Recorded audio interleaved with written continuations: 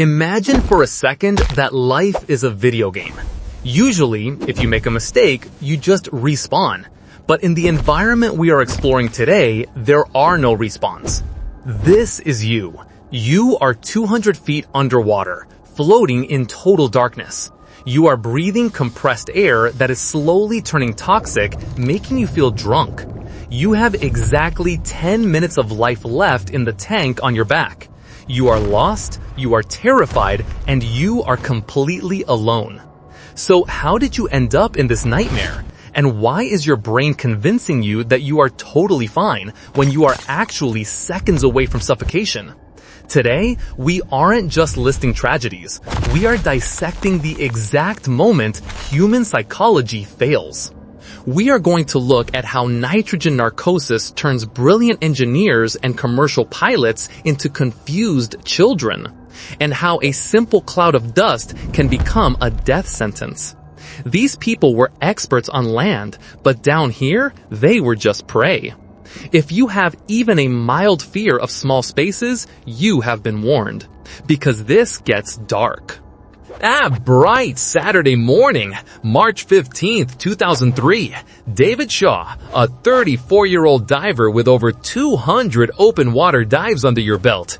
Beside you is your buddy, Tim. You both feel confident, invincible even. You have handled deep ocean dives before, so a freshwater sinkhole in Florida called Eagle's Nest seems like a walk in the park. The surface water is crystal clear, inviting you in like a siren song. You check your gear, a single aluminum tank, a standard regulator, and 2 small lights. To you, this looks like enough, but that is just viewed through the lens of your own arrogance. To a trained cave diver, you are basically jumping out of a plane with an umbrella instead of a parachute. You begin your descent. At 60 feet, the visibility is perfect. You can still see the sun. It feels safe. But caves are masters of deception. As you push past 90 feet, the walls begin to close in, narrowing from a massive cavern to a tight 8-foot passage. You leave the sunlight behind and enter the twilight zone. This is where biology turns against you. As you descend past 130 feet breathing standard air, the nitrogen in your tank starts to act like an anesthetic. It's called nitrogen narcosis, or the rapture of the deep. Imagine downing 4 shots of tequila on an empty stomach and then trying to solve a complex maze in the dark while holding your breath. That is your brain on deep air. By the time you hit 140 feet, your thinking gets fuzzy. You don't even realize you are making mistakes. You and Tim enter a large chamber at 180 feet and make a critical error. You don't mark your path. You assume you can just remember the way back. But at 200 feet, heavily narked and anxious, every tunnel looks exactly the same. Suddenly, reality snaps back into focus. You check your air gauge. You have burned through most of your supply due to anxiety and depth. You turn around to leave, but the exit is gone.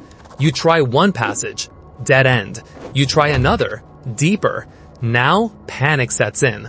Your breathing becomes erratic and carbon dioxide builds up in your blood, making your limbs feel like lead.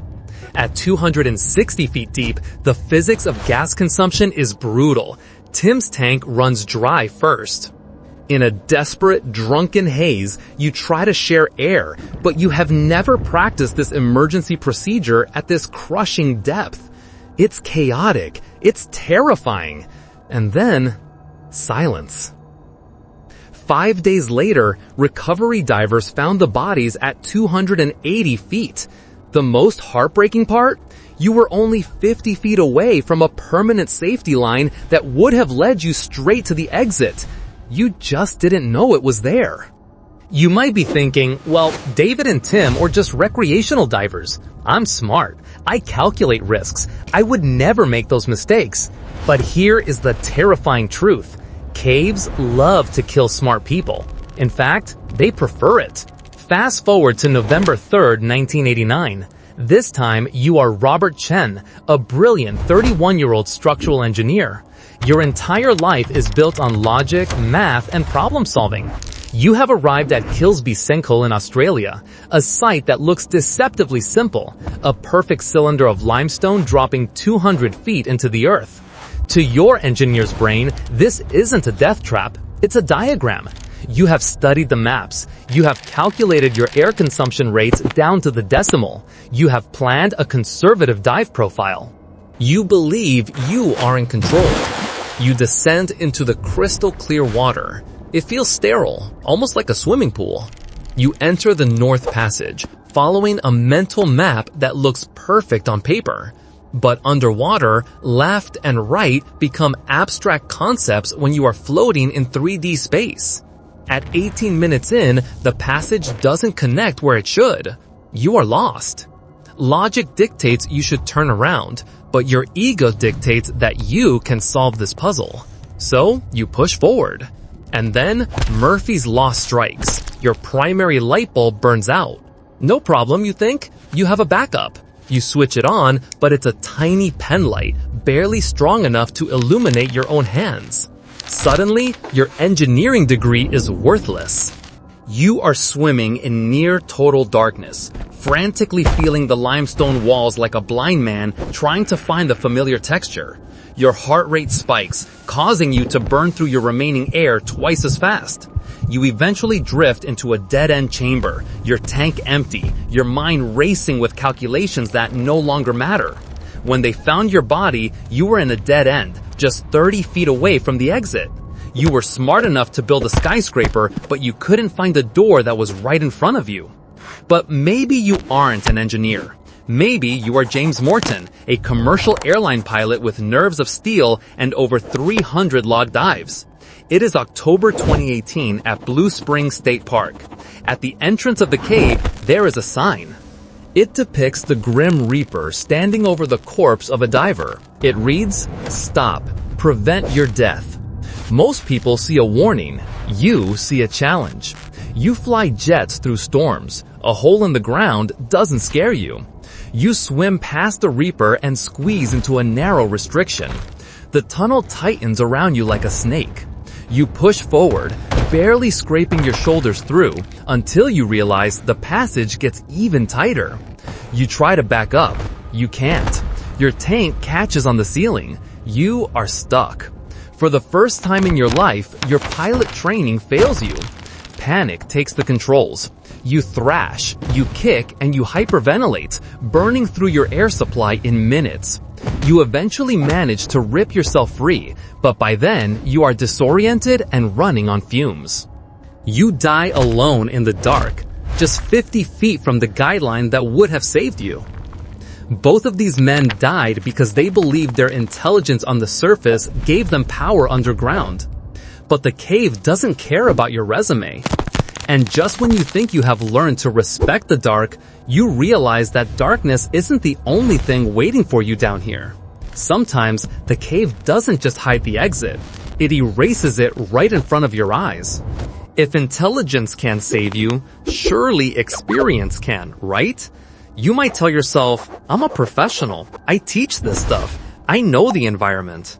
Well, meet Michael Rodriguez. It is March 15th, 2020.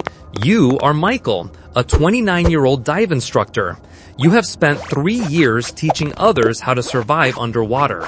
You are at Peacock Springs, a cave system you are intimately familiar with. But today is your day off, and you feel the itch to push your limits.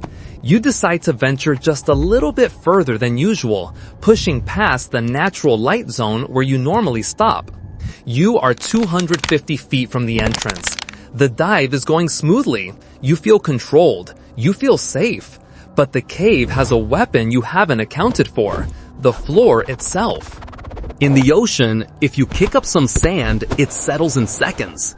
But in a limestone cave, the floor is often covered in silt, fine particles of clay and sediment that have settled over thousands of years. It is lighter than dust and hangs in the water like smoke. With one accidental, heavy kick of your fin, you disturb the bottom. Instantly, the crystal clear water explodes into a thick brown cloud. This is known as a silt out. Visibility drops to absolutely zero in a heartbeat. Imagine being blindfolded, spun around 10 times, and then thrown into a closet filled with water. That is your new reality. You can't see your hand in front of your face. You can't tell up from down. The powerful light in your hand simply reflects off the particles, creating a wall of white glare. You are now swimming in a void. Disorientation hits you like a physical blow. You try to find the way out, but in the murky water, the familiar passages look alien. You drift into a side passage, a tunnel you have safely swum past hundreds of times before, but now it feels like a prison. This is where the ghost gets you.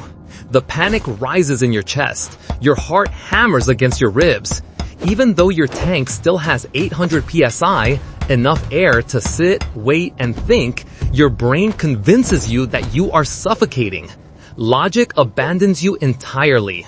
In a frantic, irrational spasm of pure terror, you do the one thing you must never do. You spit out your regulator. You drown with a tank full of air on your back. When your fellow instructors find your body, you are only 180 feet from the entrance. You weren't crushed by rocks. You weren't lost in a maze. You were killed by a cloud of dust that you created yourself. But as terrifying as it is to die by your own mistake, there is one thing worse. That is placing your life in the hands of someone else, only to realize too late that they have no idea what they are doing. It is February 8th, 2015. You are on your honeymoon in the Riviera Maya. You are Sarah or Mike Thompson.